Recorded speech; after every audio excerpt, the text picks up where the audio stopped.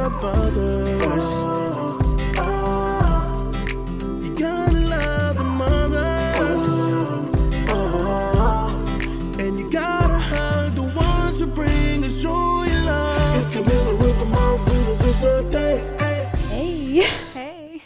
Thanks for coming on the pod. Well, I'm so excited. I'm so happy that you're here. We have so many mutual friends apparently, and I know your sister, and it's so funny because you walk up and I'm like, why does she look exactly like, or at first I was like, why is Jenna here? Like I was so confused, but you're her sister. How did I not know that? I guess because y'all's last names. Yeah, we don't have the same last name Yeah. because we're both married. But Yes. yeah, we get that so much. And people ask us if we're twins. No, we just apparently look exactly alike. Yeah. Well, it's probably the hair too. It is. Y'all have curly hair. And the glasses. And the oh yeah. Y'all are they the same glasses? They're the same shape. Yeah, like the thick rims. Yeah. So, yeah. I love it. That's so funny. But yeah, I was like, oh my gosh. So y'all are sisters, but we met on Instagram pretty much, right? / your name is Shelby. Everyone, this is Shelby. You told me just a minute ago that you met me through Jacqueline, who is a fellow photographer, beauty counter advocate, and now she has her own podcast. And we got connected through messaging about pelvic floor therapy and stuff and talking about the podcast. And then you threw in a little something about your delivery for one of your babies. And holy moly, the world needs to hear this. I mean, this is crazy. So, well, first, before we get into that, because that's the good stuff, let's talk about you, like how you became a mom and just like stuff like that. Okay. Well, hi. I am Shelby. My husband and I have been married for 9 years. 9 years? Yes. That's awesome. Oh my, y'all got married young then. We did 20 and 21. Wow. Which sounds so young to me. I'm like, I don't know how little 20-year-old Shelby, was grown up enough to do that, but I know. we were. So, oh my gosh. or we did. Yeah. Meant to be, obviously. Yes. So it'll be 9 years actually next month. When's your anniversary? September 7th. 7th. Okay. We're our anniversary is September too. Oh, really? Well, what day? September 18th. Almost forgot. I was like, September 18th. But today is our dating anniversary, and it'll be 4 years today. So sweet. Crazy. But and then you say 9 years, and like Rachel and her husband have been together 8 years. I'm like, gosh, that's so long. Like, it's crazy. It's a long time. It feels long, and then like the time goes by so fast, especially like, and like after having kids, it's gone. Yes. Like 4 years. I'm like, I feel like we met like a year ago. Like it's Right. insane. So much has happened. Yes. But anyway, so keep going.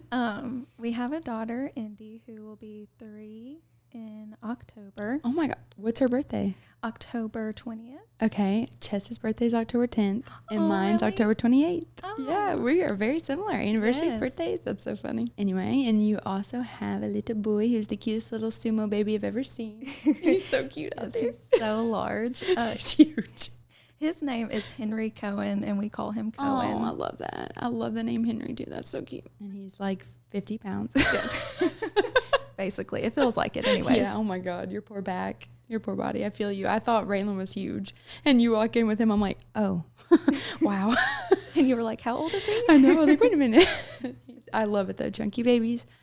I mean, every baby's the best baby, but chunky babies, there's just something special about them. Yes. And his rolls, like, I mean, you can't see him right now, but he's outside just standing up on a little towel. He's so cute. Yeah, that's pretty much it. Have you always wanted to be a mom? Like, because I know you have a sister who I just said is my friend, and she's a mom as well. Mm-hmm. So, like, have you just always wanted to be one? Or, like, how did that come about with y'all too? Okay. No.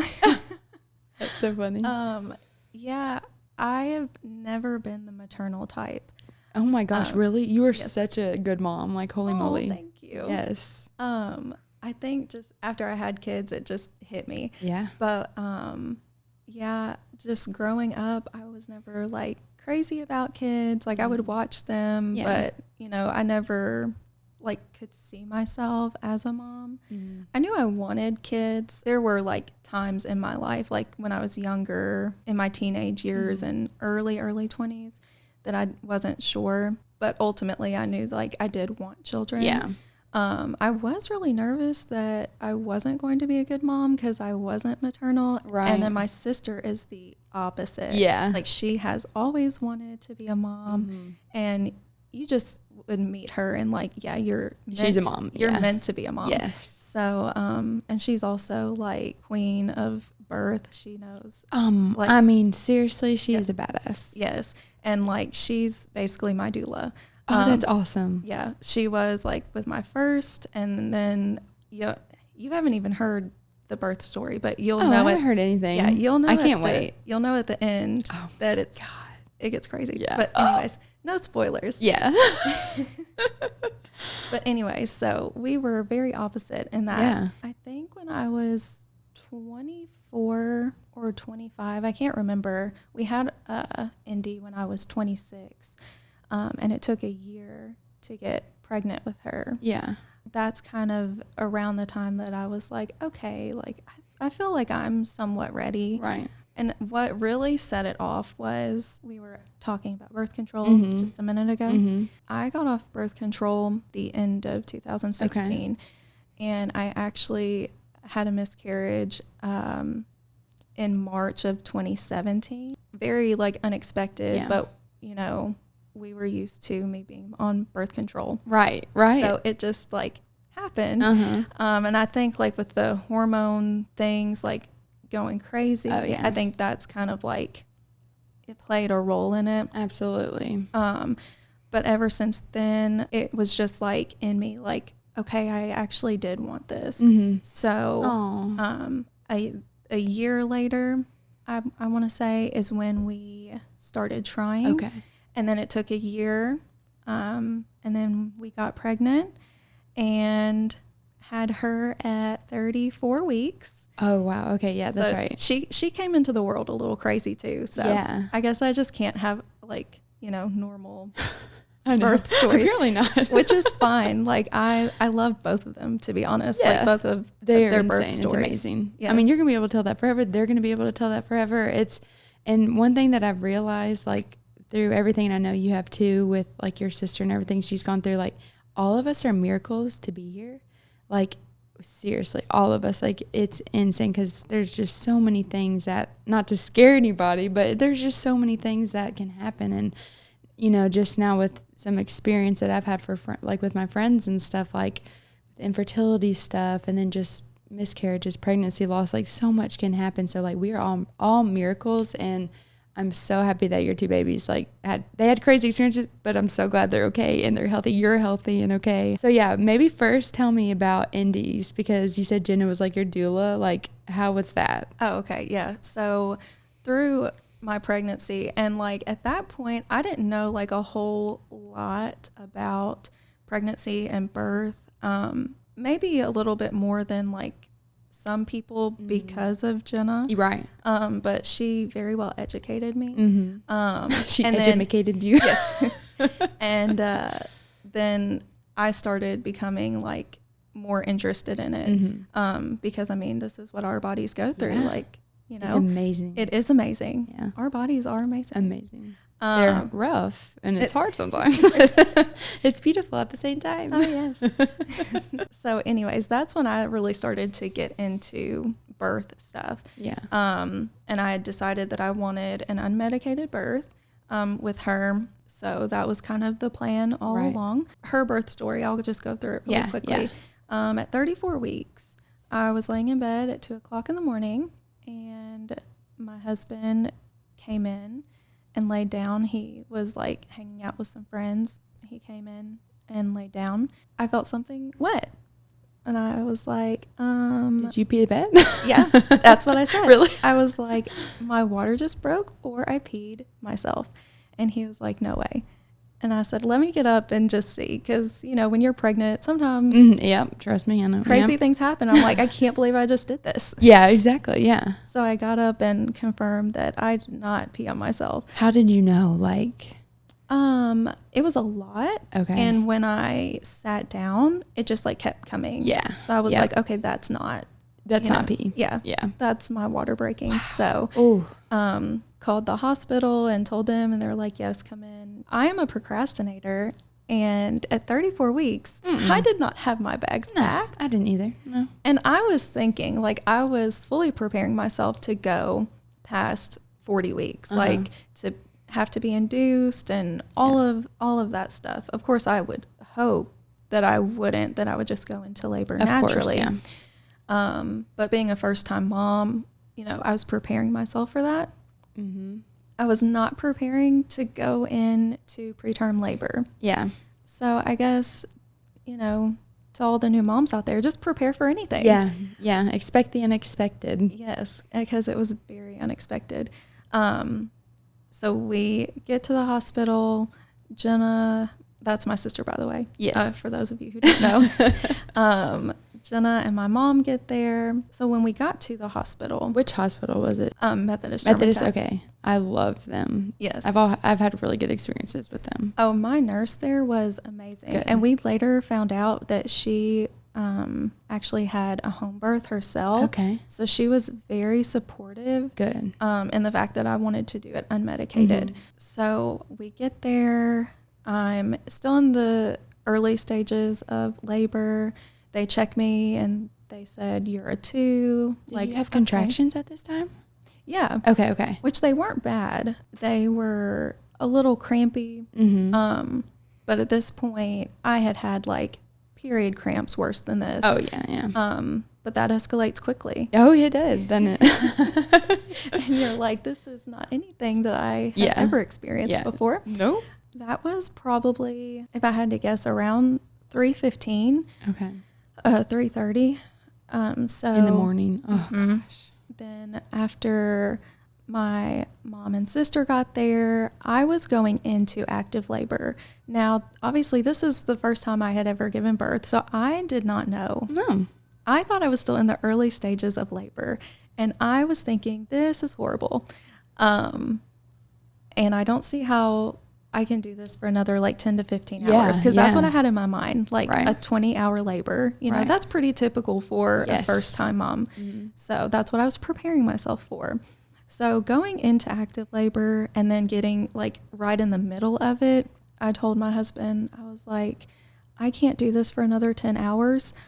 I have to get the epidural. Yeah. Because this is terrible. Oh, yeah. I mean, you literally feel like you're going to faint. Like you just, it's insane. So anyways, he goes out and he tells my mom, and he's like, find somebody who's going to do this. Yeah. Or tell somebody. And I go and I get back on the bed, and my nurse is like, well, do you want me to check you?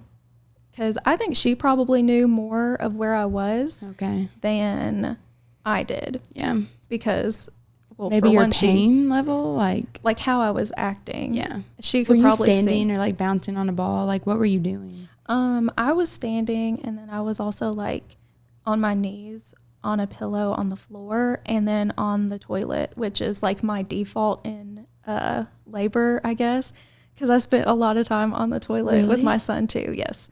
Oh my God. So yeah, I don't know why it's just the most comfortable to me. Yeah. Oh, okay. I thought you meant like you were like puking or like, doing. No, Okay. I actually did not throw up either time. Okay. Which I'm so glad, because I have a fear of that. Oh, yeah. It's horrible. Yes. I did. But yeah, well, your body does like clean itself out. So I did do that some. Okay. But yeah, no, I was just like on there. You were comfortable there. And that makes sense to me. Because like you're in that position, like that makes sense to me. Yes. But also like when you feel like you have to poop, a lot of times that means it is almost time to push. Oh, wow. Like baby is like coming. Well, see, I don't know, because I've had an epidural both times, like right before that. So I don't know. Wow. Okay. Yes. So that's like a really good indication of like maybe where you are. I didn't really know that. Just because all these sensations I was feeling was so new, obviously. Mm-hmm. I was on the bed, the nurse checked me, and she said, you are at a 5. Oh. And I was like, and this was not long after I was a 2. Okay. And Jenna was like, holy crap, Shelby, this is going so fast. And I was like, okay. And I'm getting the story mixed up just a little bit. I'm sorry. No, you're fine. That happened before I said I wanted the epidural. Okay. Because that was right before I was really going into active labor. Then after I was in active labor, thinking I was still in the early stages, because people like, they'll go to, 4, 5, 6, 7, all of that, and like stall. Right. Or just be there for a while. Yeah. A lot of people. Oh my gosh. Yes. Yeah. So that's what I had in my mind. So when I had them check me that third time, when I said I wanted the epidural, she said, "You are at an 8. Wow. Are you sure you want the epidural? Because you can totally do this." Yeah. Wow, And that's awesome. I was like, yeah, no, we're going to do this. We're doing it. I got the chills because I'm so glad you had that nurse. Yes, I'm me so too. glad. She was amazing and super supportive. Mm-hmm. Anyways, as I'm contracting, going from active labor to transition, my husband was an amazing partner to have. Good.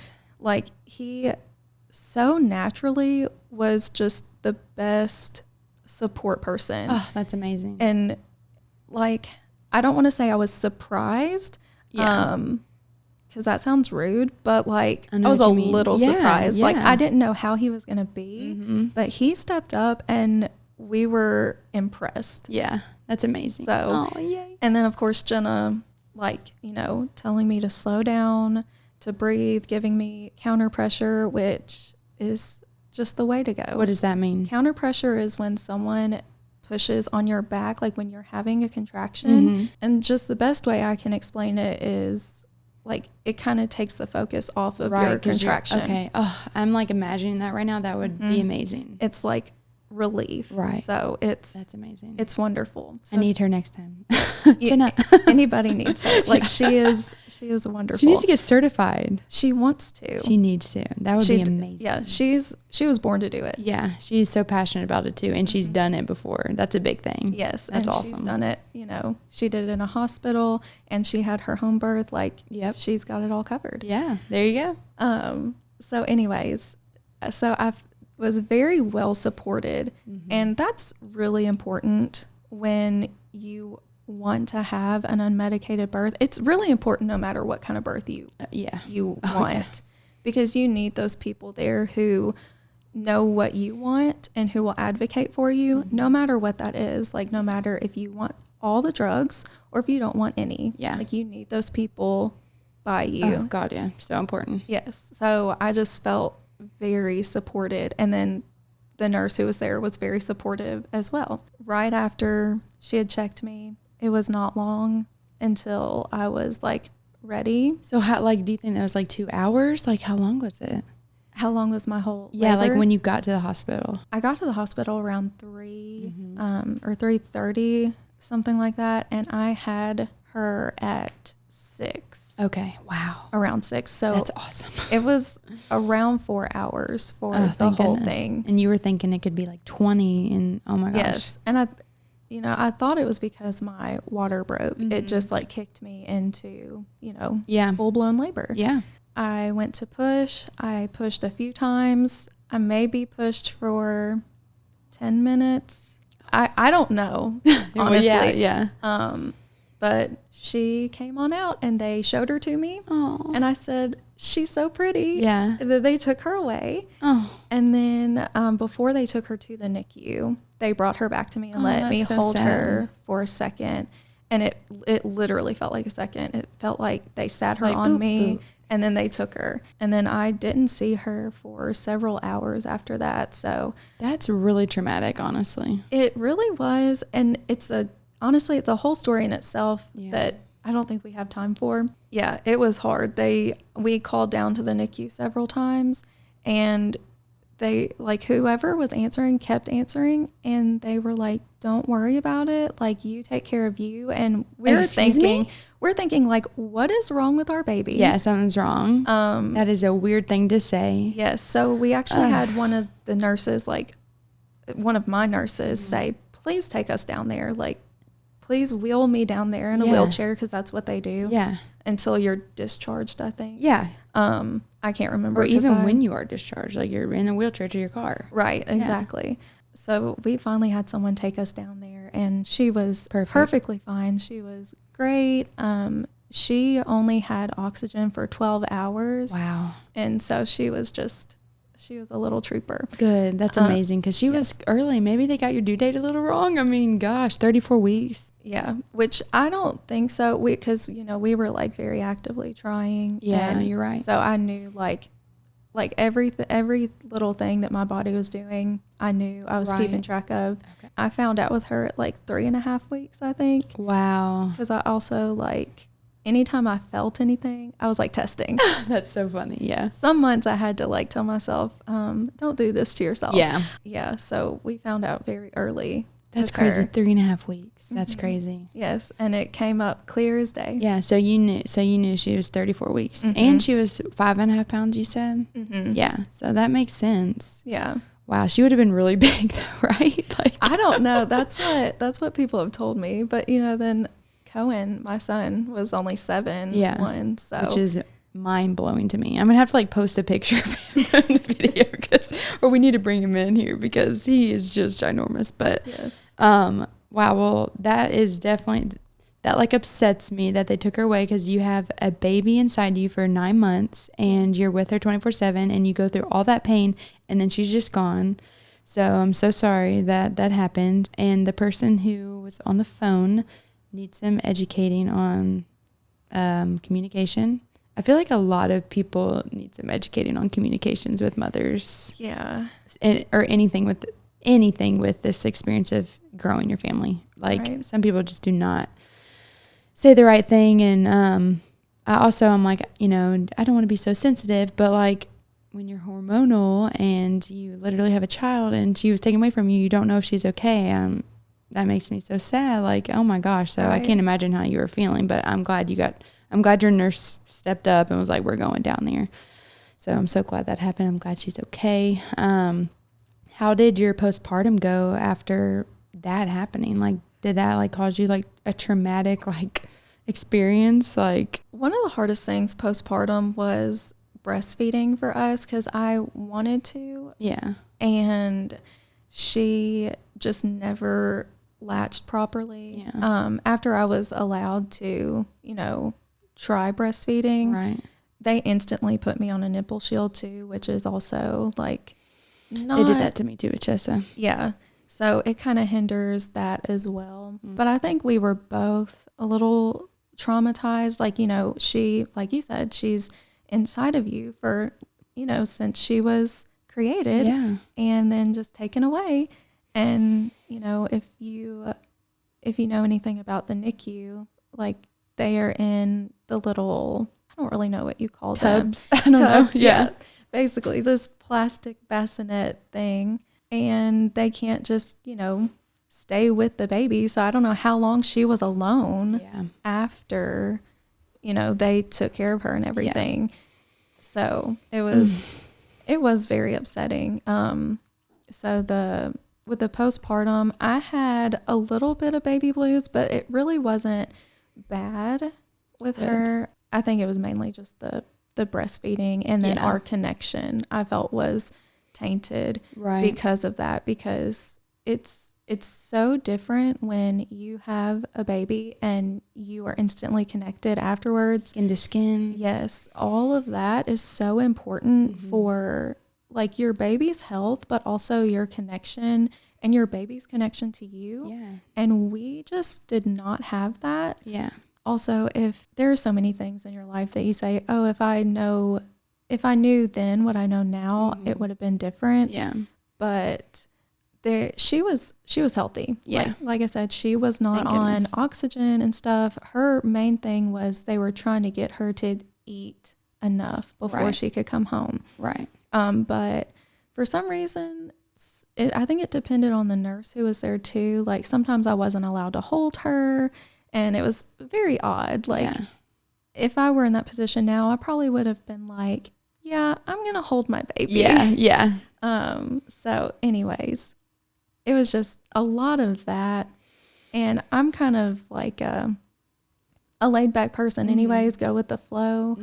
So I think in that time I was just doing what I had to do. Yeah. And what they told you to do. Yes. Yeah. So, but as far as like postpartum depression and anxiety, that wasn't too bad compared to actually like this last time was a little bit harder with postpartum anxiety. Well, I'm really glad that you didn't have it that bad after her, because I didn't even know really what postpartum depression or anxiety was like. And when I would hear about it, like people would just be like, oh, postpartum depression is when the mother and baby, like the mom doesn't like the baby and like wants it to die. I'm not kidding. Like people like told me that. And I'm like, I'm definitely not going to have that. Like what the hell? And so I don't know if it's like TV shows that people learn that or just like the misinformation. I don't know.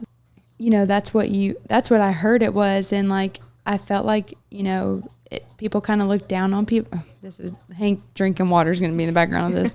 But I felt like people looked down on people that had it because they like thought they were crazy or they didn't like their baby or something like that. But it is definitely not that. Like, right. Well, I mean, I know some people do have like some, you know, that's probably a case for some people. I don't know, but not the majority, I would guess. But anyway, but I'm glad you didn't have that because that, her being taken away from you, I feel like me, like, I don't know. I don't know what it is with my postpartum hormones or something, but mentally I'm just like not okay. I'm like depressed and so anxious both times I had them. So I don't know if I would have been okay. So I'm so glad that you just had baby blues, which is totally normal. Right. Totally exactly. normal. But then, so how far apart are they? They're 2 years apart? Roughly. Okay. Yeah, about 2 years apart. Yeah. So how did y'all go about, were y'all trying for him? Like, how did that happen? Yes. So how did this cutie come into the world? We want our kids close in age. Yeah. So, and we were, you know, kind of thinking when we started trying, we were kind of preparing ourselves for it to take a little longer, like not right off the bat or anything, in which it did not. So we tried for him for 8 months. Okay. Before I got pregnant, and the first few weeks were, you know, fine. I was super sick with both of them. Really? Mm-hmm. It's just, you know, it's one of those, not morning sickness. It's all the time and like all through your pregnancy. I know. Why do they call it morning sickness? Because it's all day. Exactly. It's makes no sense. Right. It's horrible. But so I was really sick with him. I don't know if I was more sick with him than Indy or if I felt worse because I was chasing a toddler. Yeah. Oh, yeah. That's true. Yes. About 10 weeks, I would say roughly, I'm going to try to pronounce this word. I had perinatal depression, which is, I did not know what that was. Yeah. It is like postpartum depression while you were pregnant. Wow. And I did not know that was a thing. Me neither. Because when I started feeling the way that I was feeling, I felt horrible, like a horrible mother, just because in my case, and I feel like just the same with postpartum depression, everyone like feels differently. You have different symptoms of it and mentally, all of that. Yeah. So for me, it was kind of the further I went along, the more I was like, I don't want to be pregnant. Why did I want another baby? Like, I don't know if I can do this. Yeah. And I felt horrible. And like I said, I didn't know what that was. So I didn't really talk to anybody about it. And finally, like later in my pregnancy, probably close to 30 weeks. So I held that in for a long time just because you didn't want to say that probably. I didn't. And I'm kind of like, I wouldn't say just a private person, but I hate talking about serious things like that. So I try to keep it out of sight, out of mind. Yeah. But with that, you kind of can't keep it out of mind. Yeah, no. So I just had it in my mind and didn't want to talk about it. Yeah. And I don't talk about things until I'm ready. Right. As well. So I finally opened up to my husband about it, and he was very, you know, supportive, and I feel like he just said the right thing. Yeah. Because when I was telling him that, he said, Shelby, I know that you love your baby. Like, and when you have him, you are going to love him. You are going to want him. You know, this is just, you're having a really hard time. You're dealing with a lot. So don't put that kind of pressure on yourself. Yeah. Oh, he's awesome. He is. And he's very like, when you need him, he is there, and he has the right thing to say, which is what I need. Yeah. So, and then not long after that, I opened up to my sister and my mom about it. So I felt better, like just kind of releasing that, but I also still like had those feelings. Yeah. It's not that it went away. Right. I was just glad that I told someone and, you know, they were like there for me, supportive and saying, you aren't crazy. You're not a bad mom. Like you are dealing with a lot. And I probably a little while after I started experiencing those like emotions, I looked it up, like depression while pregnant. Okay. And it's a thing. Wow. So I mean, I believe it 100%. Yeah. Oh yeah.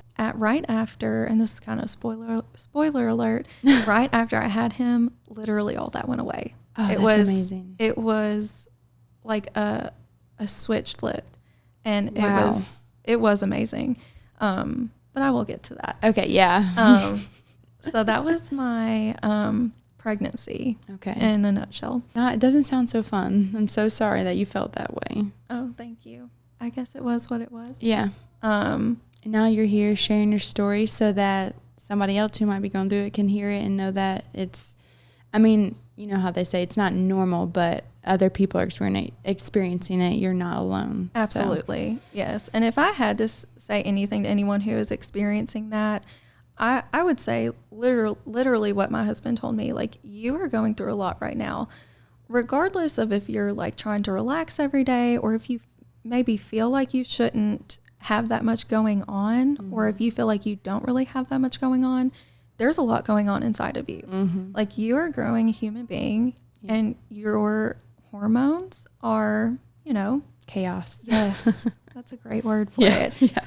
So it does not make you a bad mom. It doesn't make you a less mom. Right. And if you have other children, that doesn't mean that you're going to love your children that you have already more than the one you're pregnant with.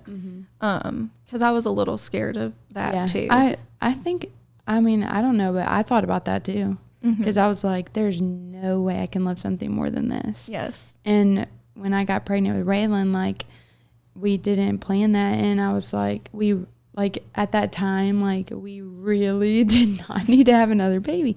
Obviously, he was meant to be, and it was the best thing ever. But I was like, oh, so for a while there, I honestly felt like that too, like, oh my gosh, like, I don't know. And then I had the thought in my head, which is, this is horrible and probably horrible to admit, but I was like, maybe he won't make it. Like, not when I was really pregnant, but when it was like at first, like, maybe I'll have a miscarriage. And then after, I was like, oh my God, I sound like the devil. But I was just like, so I know exactly what you're talking about. Like, I literally had that feeling. And then finally I just was like, okay, this is happening. And my husband at the time was like, this is our last baby. And so I was like, well, then I'm really going to enjoy this. So I was like really enjoying it. But for a long time, maybe even the whole pregnancy, I don't really remember. I feel like God doesn't want you to remember something so that we have more children.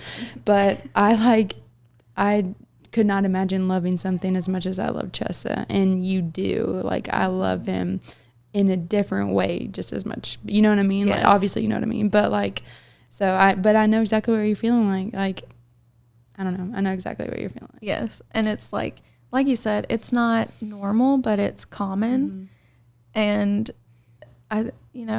because things aren't talked about, you feel so alienated.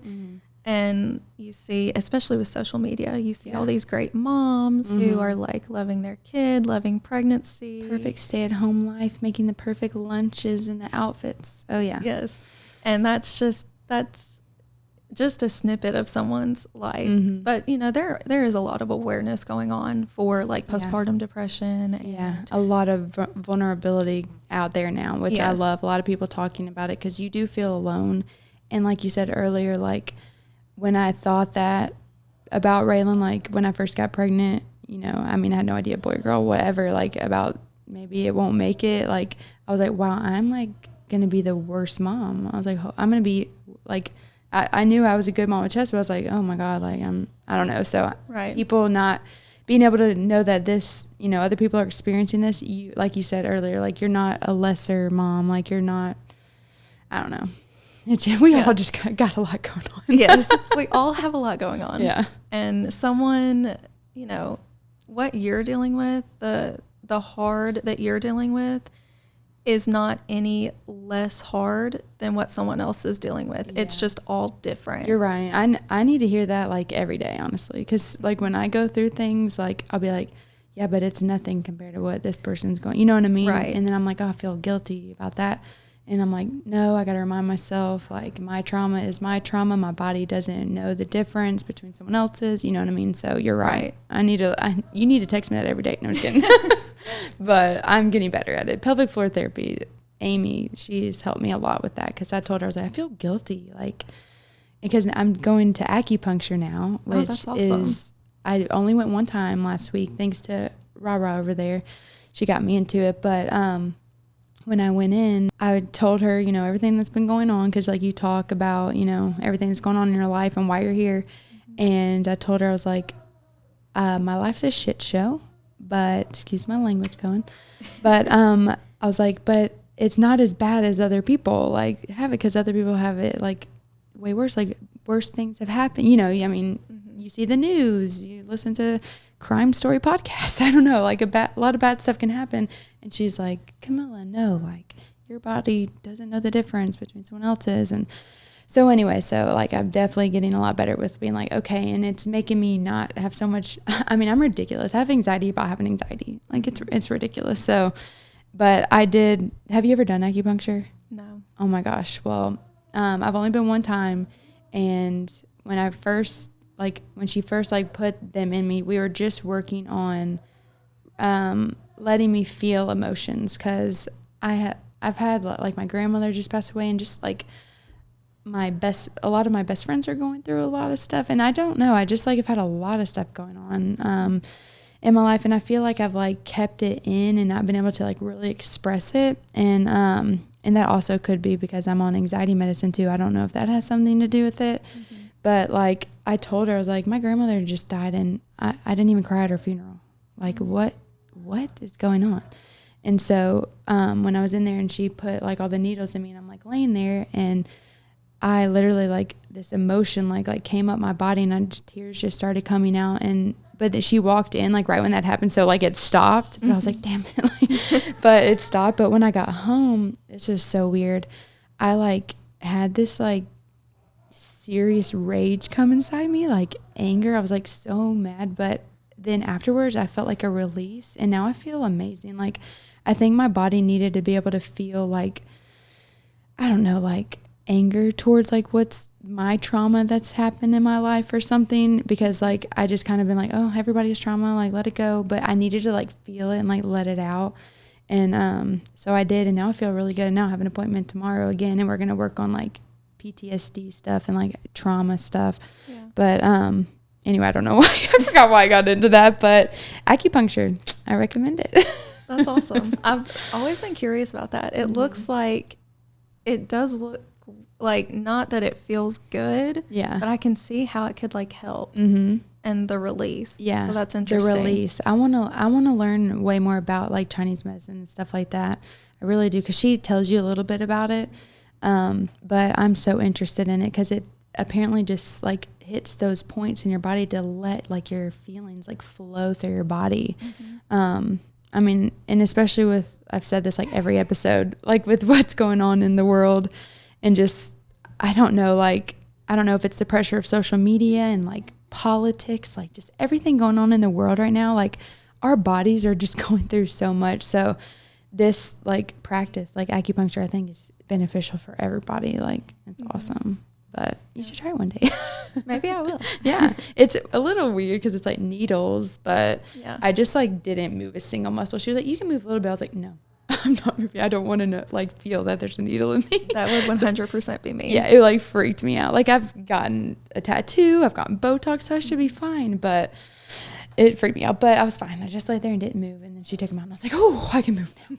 But anyway, so I say we get into this amazing story that you're about to tell me. Okay. Well, first, I guess, tell me about your pregnancy with him at the end, because you said it went away immediately after he was born.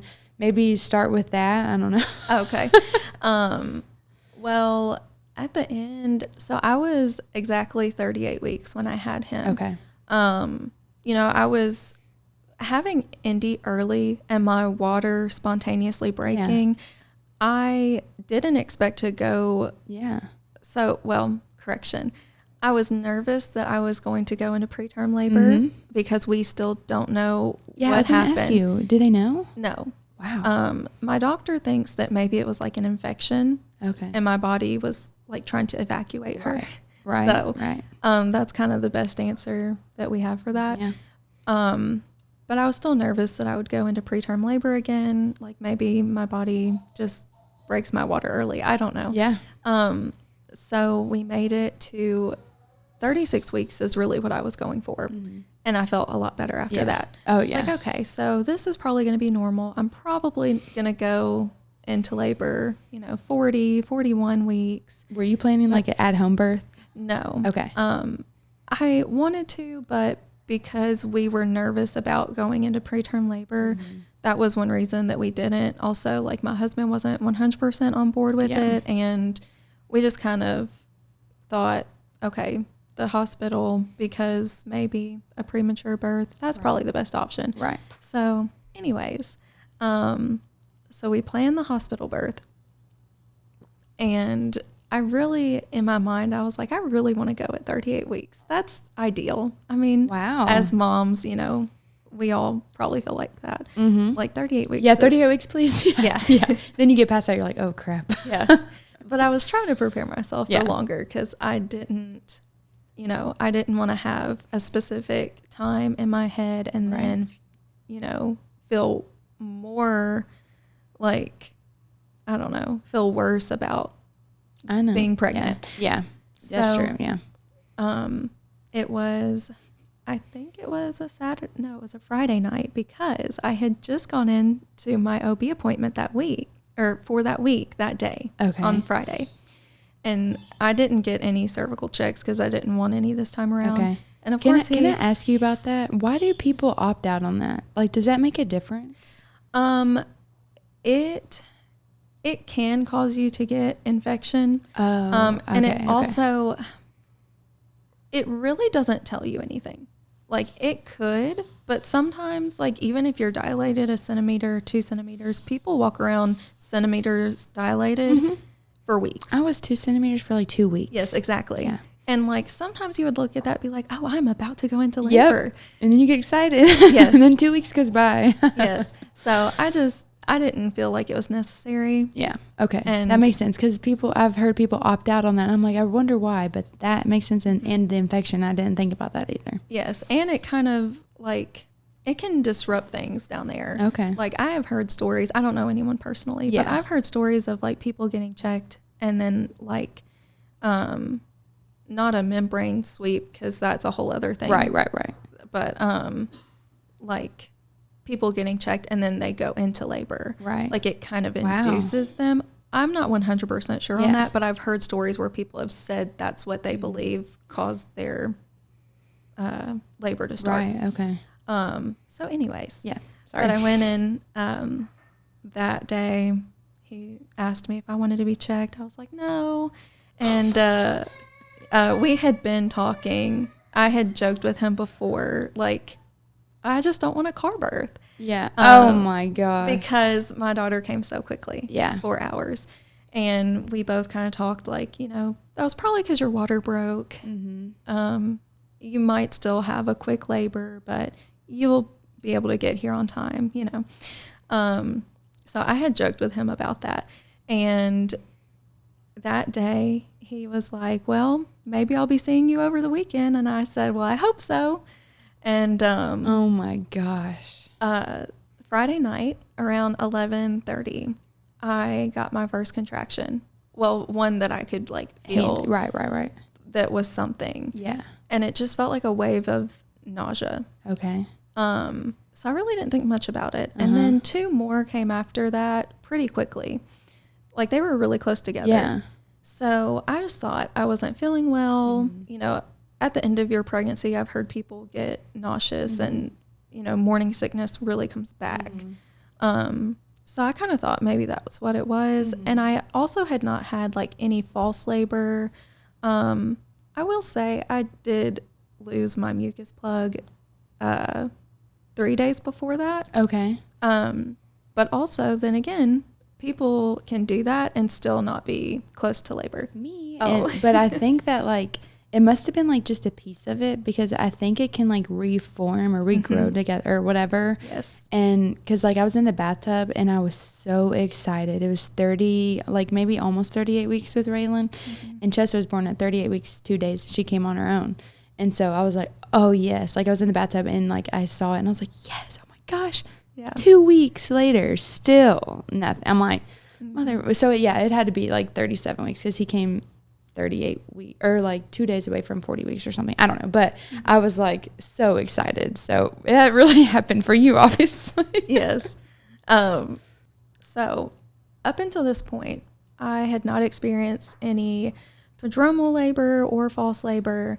So I thought, if these are contractions because they kept coming, that I thought, this is just false labor. My body's getting ready to go into labor probably within the next few weeks. Oh, my God. Because, people have false labor like weeks before they go into labor.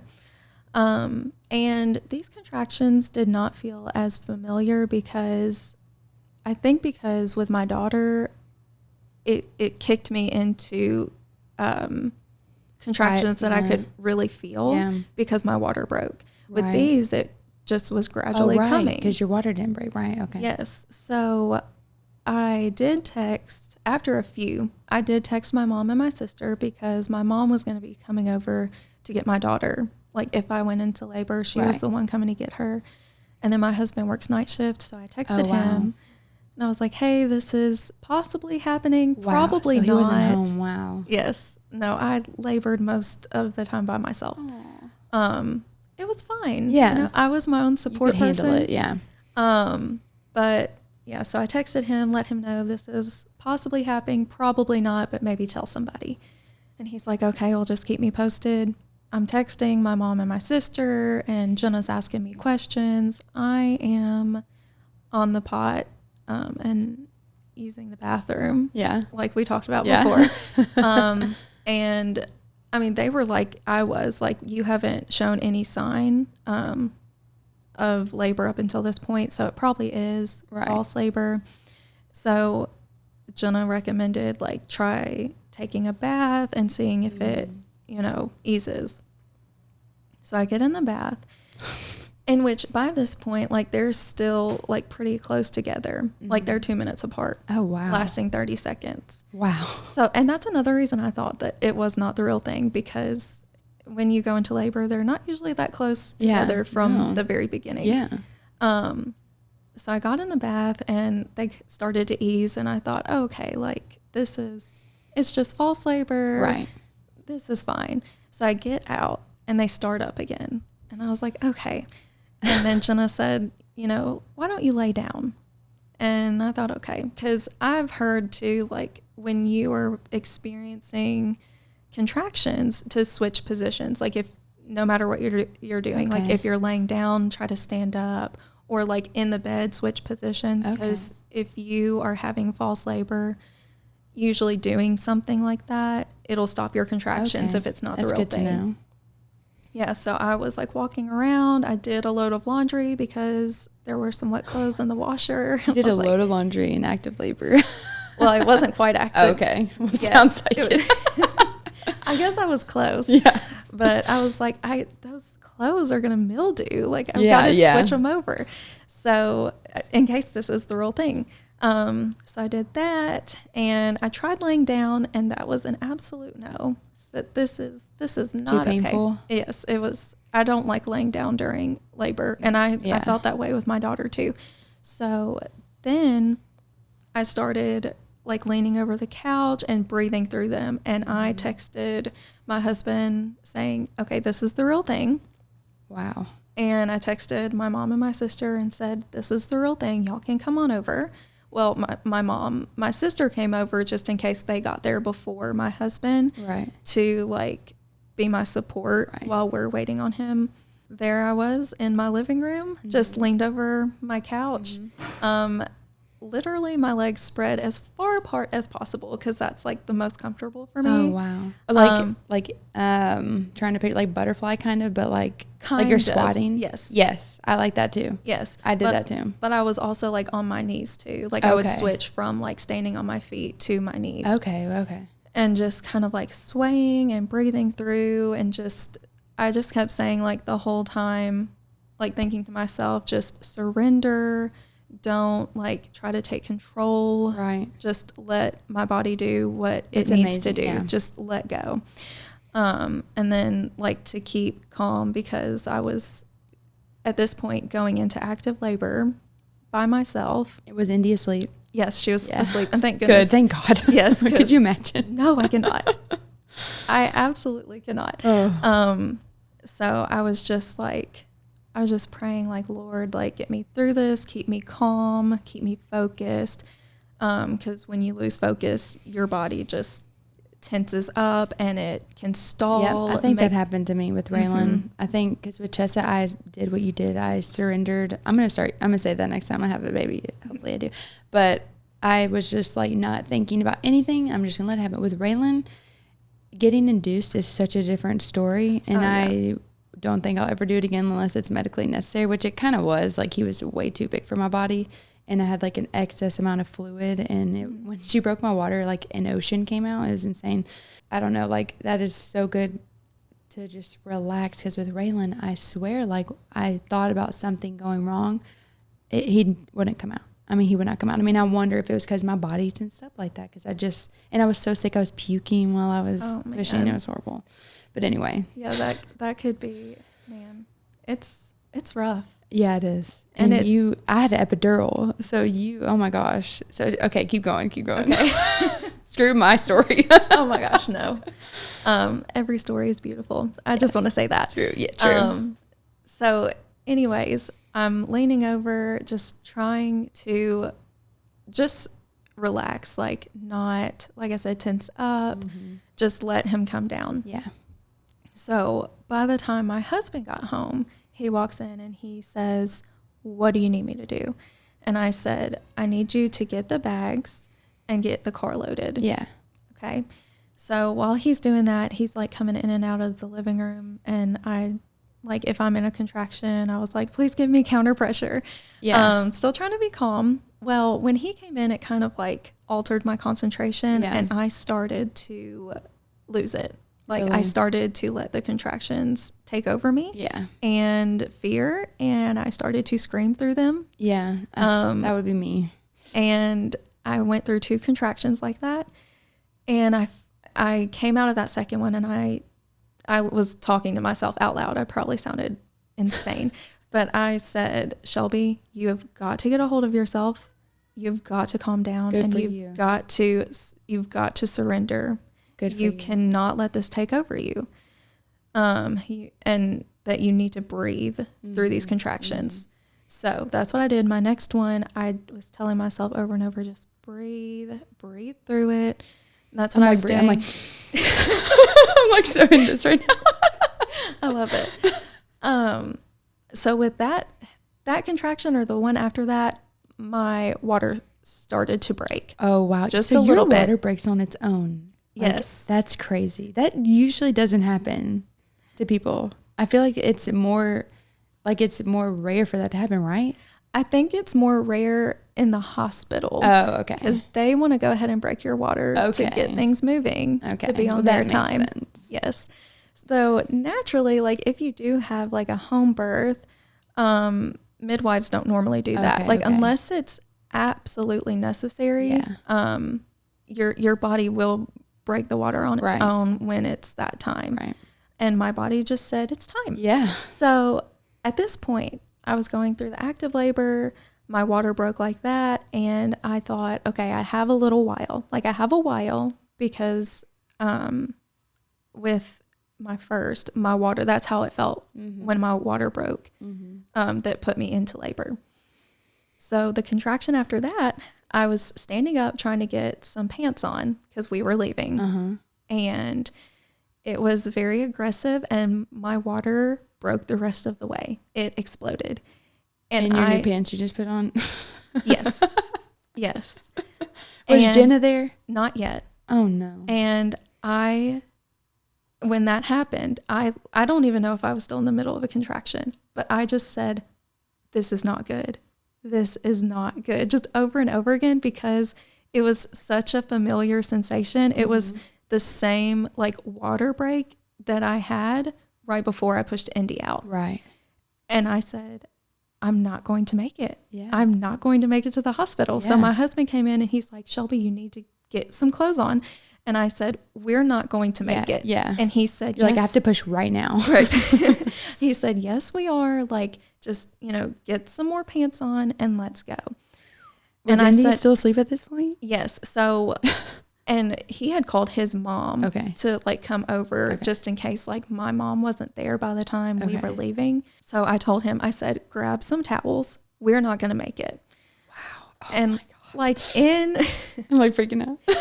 in my mind, like I didn't have enough like mental capacity, I think, to say, let's stay home and do this, because I wasn't in that mind space. No, I was like, okay, we're not going to make it, but let's go anyways. And it felt good probably that your support person was like, I'm going to get you there. Like, you're like, yeah, okay. Like, yes. If Wade said that to me, I would have done the same exact thing. Yes. And he was very like, that was his goal, was to get us to the hospital. Yeah, it's scary. Yes. So anyways, when we walked outside, I got in the car in the front seat and I was like leaning over the front seat, and my mom and my sister drove up and she came over to the passenger door. She kind of saw like how much in the thick of it I was. And she said, do you want me to come with you to, offer support while we're on our way? No hesitation. I said, yes. Yeah, exactly. Beep. Yeah. So she was like, okay. So we get in the back and she is giving me counter pressure. She's telling me to slow down my breathing, to calm down. Of course, she did not see me have a contraction until we were on the way. Right. And when she saw the contraction I was having, she said she was thinking to herself, like, she's probably not going to make it. Like, so anyways, my husband is driving 100 miles an hour. I don't even know how fast he was driving, but like when we hit some bumps, I was thinking to myself, like, I wish he would just calm down. That's so funny. Yeah. That when you're having a contraction and you're driving and you go over anything, it hurts so bad. Yes, it does. So we're on our way, and I tell Jenna, like, I think he's coming. Like, he's coming. And Ethan was like, do we need to pull over? And Jenna said, I don't know. Like, maybe give it another minute. And then with my next contraction, all I could say was ring of fire. And you said that? Yes. No, you didn't. That is the name of this episode. That's amazing. That's literally, because I was in the middle of a contraction and I felt like I needed us to pull over, that we were like, this was happening. So I said that, and Jenna immediately said, pull over now. So he pulls over into this parking lot. Oh my gosh. And he said, do I need to call 911? And Jenna was like, I think you have to. I don't know. So he gets out of the car. And Jenna said, can you feel a head? And I felt down there and I was like, I don't really know. Like, I kind of feel something, but it doesn't really feel like a head. Oh my gosh. So I went through another contraction, still breathing through them, bearing down. So with the next one, I was like, I feel something. Like, Jenna, can you be the best sister ever? Yeah. And, hell yeah. And look down there. Oh yeah. And she said, there is a whole baby's head there. And we were like, okay. So at this point, we're like, we're actually doing this. Like, I'm having a baby in the car. Amazing. Oh my gosh. Unassisted. Of course, I'm glad that no one else was there, to be honest, because after they got there, they were all in the car. But anyways. Oh God. So with the next contraction, I pushed his head out. And Jenna was like, okay, grab his head. So I grab his head. And in that same contraction, and I wish I hadn't have done this, because I think that maybe I wouldn't have torn so bad. But when you're in the moment, you just got to. Yeah. So in that same contraction, I pushed the rest of him out. Right. And she caught his body. Okay. So I had his head. She had I'm trying to like picture this, like, oh my God, this is insane. Oh, I wasn't laying on my back, by the way. I was Were like, you in the back seat or in the yes, front? we were in the Okay, back okay. seat. And I was on my knees. Okay. So he came out and she like lifted him up to me and I like just held on to him. And it was just the most peaceful, perfect moment. It was like, he was right there after, like while he was coming out, all of the amniotic fluid like was coming like out of his mouth. Good. So he cried the clearest cry. Good. Oh, thank It God. was- That's because it's scary. Oh. Yes. Like if he was not crying, I would have been freaking out. Yeah, absolutely. But it was just, honestly, the situation was just perfect. Yeah. And it was just a blessing from the Lord, honestly, because at this time, there was no one else allowed in the hospital other than you and That's your one true, support right. person. And I was like sad that Jenna wasn't going to be there because she's like a very important support person to me. Yeah. And helped me, you know, get through my first unmedicated birth. And that's what I was going for this time. And I just think that everything worked out the way that the Lord intended. Absolutely. The Lord was like, okay, you want this, we're going to make this happen. Maybe not in the most ideal way, but this is how it's going to happen. And I'm going to keep everyone safe. Oh my gosh. Your sister birthed your baby practically. Well, you birthed him, but like she was there to catch. That's amazing. she They're going caught to have a him. bond for life. Like, Exactly. that's amazing. / do you still have that car? Actually, no. Okay. Well, we do, but I had to get a new car because that one broke down. It's very, Okay. Yeah, very upsetting. Aw. We did not want to get a new car, but Aw. anyways, so yeah, it really wasn't bad because I had told Ethan, that's my husband, by the way. Yeah. I don't know if I've been saying his name. But Ethan, okay. But I had told him to grab towels and there was actually a that- blanket right. in there. Okay. So it really wasn't bad. Right. As far as like the seat goes. I want to know everything. Like, tell me, like, so did you like sit down and like hold him and like the umbilical cord was just still connected? Like, how did that all happen? Okay. So Sorry, I just am so interested. no, that's okay. And like I told you, when we were talking like over Instagram, I was like, I will literally tell my story Okay. to anyone who wants to hear it because I love it. So Yes. right before he was born, like right before I had that contraction where he came out, Ethan was on the phone with the 911 and Jenna banged on the window and was like gesturing like, hey, this is happening. And he like kind of gave her a thumbs up and was like, you got it. Cause he's on the phone trying to describe everything that's happening. And once he came out, after Cohen came out, Jenna handed him to me and I sat back in the seat. And I'll have to show you the picture. Yes. Cause she like snapped a picture with my phone. Like, thank goodness, because I'm glad that she, you know, she's a photographer. So she thinks about things like that. I would not have thought about that. So very thankful that she was there to capture that moment. So I'll have to show you the picture. I would love to see it. Yes. But he walked over and he's still on the phone with 911 and he was like, yeah, he's here. Like he's born. She's holding him. Yeah. And, I don't know what the person on the phone said, but he was like, yeah, like he's born. Yeah. Like she's holding him. Yeah. So anyways, I was holding him and yes, the cord was still attached. Yeah.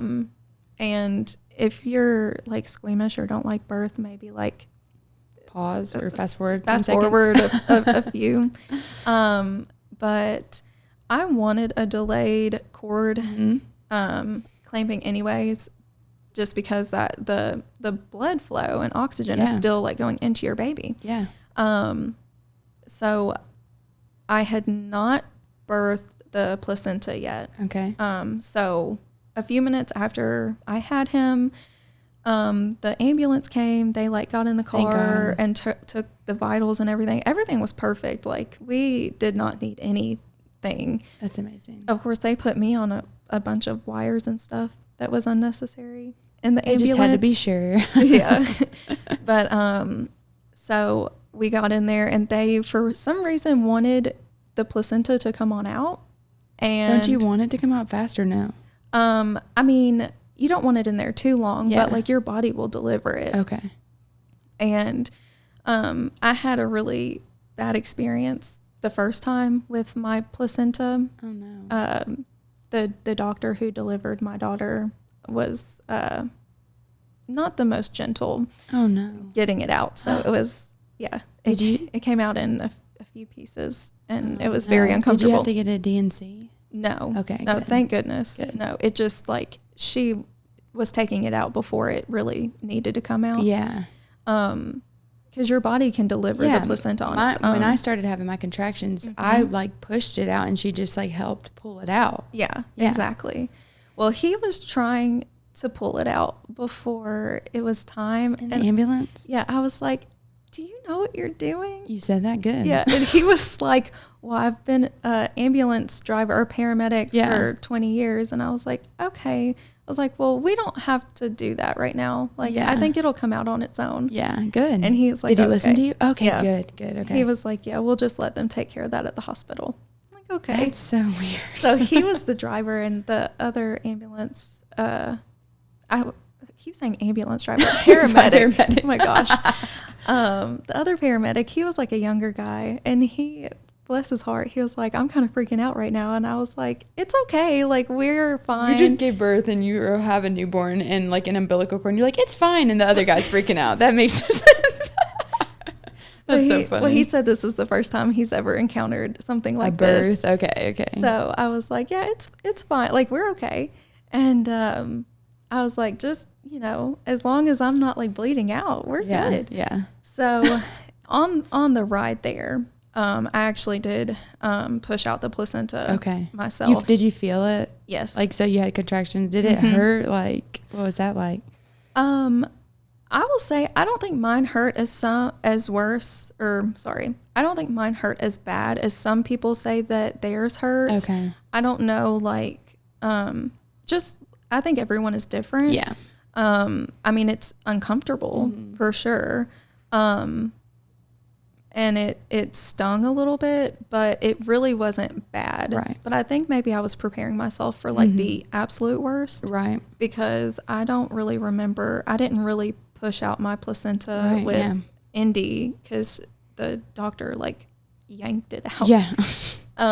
So anyways, it went very smoothly and it came out all in one piece. It was wonderful. That's great. And on the way there, I put him on the boob and he latched right away. Yep. It was so wonderful. You were probably like, oh. It was such a relief. Yeah. Yes. It was just magic. The whole thing. And that's when I was saying before earlier that all of the perinatal depression stuff instantly went away as soon as I pulled him out. Oh gosh. I can like feel that just like relief. Like, yes.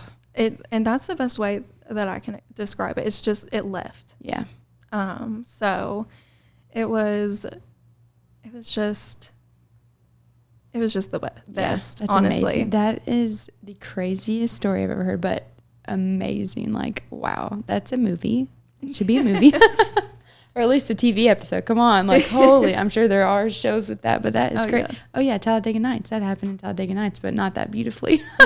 Have you seen that movie? No, I haven't. You don't want to watch it. Okay. I'm just kidding. It's, like, hilarious, but it's, like, this guy's, like, a race car driver, and he's driving so fast, and she's, like, in the back, and she's like, slow down, and he hits on the brakes, and oh, gosh. It goes, and baby came out. I was like, it's the very beginning of the movie. You got to look it up. It's so funny. I'll have to look up that scene. It's so funny. Yours was way more beautiful and not like that. But that is amazing. So when you got to the hospital, I mean, did you even stay or did you go home? Okay. They had to admit me. Okay. Which, that's a whole other story. Both my husband and I are like team home birth for the next. Oh, okay. Yay. Like 100%. Especially because we don't want another car baby. No. Although it was an amazing story. Yeah. Yes. Been there, done that. Yeah. But you've already done that. Now let's have a different story. Yes. I mean, that's scary. That can be dangerous. Like that could not have gone that well. And it went really well, it sounds like. And thank God you had Jenna too. But thank God you were so prepared. Like you were just mentally like chill and like you were talking to yourself like you have to do that. Like you said, I probably sound crazy. No, like you literally have to do that. Like talking out loud too. Like you probably see the video of the little girl who looks at herself in the mirror and she's like, "You're beautiful. You're amazing." Like talking out loud to yourself like that, like actually makes a difference. Like it does. It really does. Your body can hear you. Like it's like, oh, okay. Like you can trick your brain into making you like really feel that way. Like sometimes if I'm like have like a lot of anxiety, I'm like, this is so weird. I'm gonna sound like a crazy person, but if you smile, like it like sends like a hormone or some kind of signal to your brain or something. I saw a video on that, like literally within the past week. Are you serious? Yes. That's so weird because I haven't like talked about this in so long. But I'll be like, like smile, and then I'm like, okay, and I like breathe. I'm like, okay, and I like feel way more calm. Like it's crazy. So that's amazing. Like you're a freaking badass. I could not do it. I would love to, but I don't know. That's why I'm like asking you so many questions because I like there's so much to it and there's so many things that you can do like the delayed clamping or whatever. Like I never knew about that. Like that's important. Like I want to know everything because I'm just so interested in that. I don't know. I'm just like I'm scared. Well, definitely don't be scared. Like it, and the more you look into birth and like how our bodies are meant to birth, it becomes a lot less scary and a lot less medicalized. Oh. We have grown up in a society that views birth as like a medical condition, and like you have to go to the hospital, you need X, Y, and Z. They put a lot of stipulations on you and your body, and that's not how we were originally meant to be. Right. Like our bodies, for the most part, now I do believe in, necessary medical intervention. Oh yeah. Because there are situations that are scary and that are dangerous and that you need to go to the hospital and get it taken care of. And a lot of conditions that people need to be seen for. Yeah. So when I say,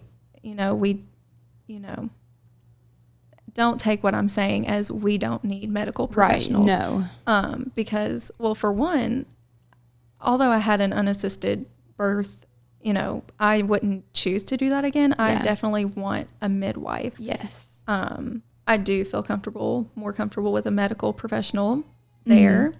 Absolutely. I think it's necessary. Yes. Because I have heard, of course, horror stories. Oh, I have too. Yeah. 100%. So I definitely think it's necessary. And I used to be like, not against, but like I had someone ask me to film a home birth and I was like, oh my gosh, like, and I was pregnant too at the time. And I was like, I just can't imagine doing that. Like, I was like, you're putting your baby at risk. Like, I was just thinking all this stuff. And this girl did only want it to be me and her husband there. But my sister-in-law and my little brother, they wanted to have a home birth. They had a midwife, a doula. They had it all. And I can't wait till she comes on because it did not go as planned. Poor thing. Went through a lot. But she just told me so much about it. And then, I had I really want to have a midwife come on here. But I had 2 doulas come on here. And it's just, and then like just talking to you and like other people about it who have home births, like, you can do it. Oh, 100%. Like we are, like you said, we are made to do this. And that midwife and maybe that doula are there to be advocates and support you, but it's also a medical professional. So that's amazing. Because that's what I would be concerned about. Because I'm not a doctor, right? Exactly. So I don't know. But so I don't know. I'm just like so interested in that. Like, it's so funny. Like I'll talk to you about it. I'm gonna be like, I'm going to do that next time. But then I'll talk to someone else like, never mind. Like I just like can't make up my mind, but I don't have to right now. I'm not pregnant. So. Yeah. It's not something that you just, you can like want to do it and decide to do it. And then you can change your mind. It's not something that has to be concrete, obviously, until you are in that situation. Yeah. And, in the middle of birth, whatever decision you made, you're kind of there. I know. And both of yours are such different stories. I mean, you did have like quick labor, obviously, both times. Yes. But it is 2 different stories. And so like your third could be a complete different story. I know. I keep thinking my third is going to be like the traditional like 12 to 20 hour labor. Yeah, you're going to be like 40 weeks. Like, oh boy. Yeah. You just never know. They're all different. I'll be like, what is going on? I know. You're like, water break. Yes. But that's so funny. Holy moly. This was an amazing episode. We definitely need a part 2 though. I think we need a part 2. I think me and you have so much others. If you want, I think we have so many absolutely. other things we can talk about. And your voice is a perfect podcast voice. I'm very jealous. That is so sweet of you to say. It is. You're so calm. I feel like I'm like, but wow, that was amazing. Like I'm like, woo! Like I felt everything. I felt like I was there. Like, oh my gosh, that's amazing. You're a badass. Your sister's a badass. Like you have the best sister. I freaking love my sister. She got to film my first birth, and I would like if this is like happening to her, I would do the same freaking thing for her. I mean, but now I'm thinking like, okay, I need to do more research because I have no idea. Like I've birthed puppies before, and I know you have to like pull them out a certain way. I don't know how that works for babies. I have no idea. But holy moly, that's amazing. Your husband, Ethan, shout out to you. You are a great partner. And a great dad, I'm sure. He is. But shout out to you, and shout out to Jenna. We got to get Jenna on here. Oh, maybe us three can do one. That would be so Let's fun. do that. I'm going to get another mic. Totally. That would be awesome. Cause I know she's got lots of stories. Oh my gosh. I mean, honestly, you two could just talk for like maybe me and hours. her, and then we'll do us three, and that would be our part 2. That'd be awesome. All right, let's do it. Okay, well, thank you for coming. Sorry, I'm like kind of cutting this kind of quick. Ray is screaming at me. This one's for And I'm the guessing- mothers. You gotta love the mothers. And you gotta hug the ones who bring us joy and love. It's the middle with the moms and the sister day. I said, now this one's for the mothers. You gotta love the mothers. And you gotta hug the ones who bring us joy and love. It's the middle with the moms and the sister day.